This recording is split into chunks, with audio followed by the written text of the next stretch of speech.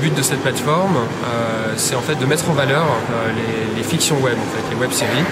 Ça part du constat que trop souvent, il y a en fait des perles, des vrais bijoux de production qui sont perdus dans la masse, que ce soit sur Dailymotion et à plus forte raison sur YouTube.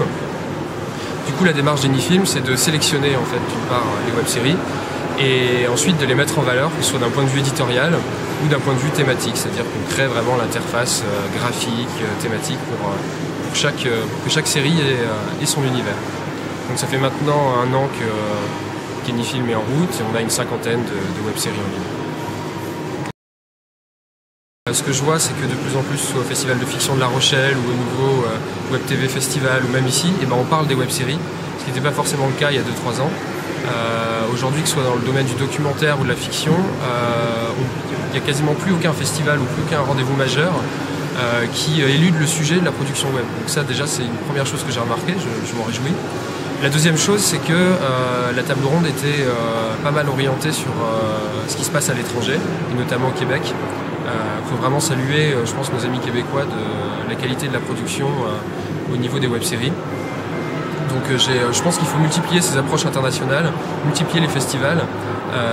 Aux États-Unis, ils ont quelque chose qui s'appelle les Streamy Awards, qui est quelque chose, en gros, les Oscars de la web-série. Ça permet de donner une vraie visibilité aux web-séries. En France, on a lancé le Web TV Festival à La Rochelle. Je pense que c'est des approches qu'il faut favoriser parce que ça donne de la visibilité, de la crédibilité et ça permet aux gens de se rencontrer. Donc j'étais très content de ce débat hier. Donc les passerelles entre diffuseurs télé et producteurs web sont de plus en plus évidentes. Il y a un vrai intérêt de la part des diffuseurs pour les web-séries alors qu'ils étaient sceptiques il y a encore 1 an. Et ce qui est intéressant aussi, c'est de voir que c'est pas une relation en un sens. C'est pas, il y a moins cette naïveté qu'on pouvait observer chez certains créateurs il y a 1 an, de dire le Graal, c'est vraiment d'arriver à atteindre une diffusion télévisée.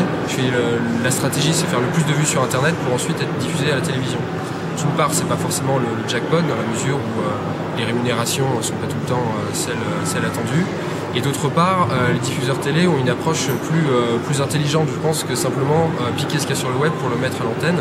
Il y a des vraies stratégies transmédia, on le voit avec le lancement de Plus par France Télévisions, on le voit avec toutes les initiatives d'Arte sur le web, Arte Web, Arte Plus 7, Arte Webdoc. Donc il y a des vrais projets transmédia qui se mettent en route et ça a un vrai intérêt pour le téléspectateur.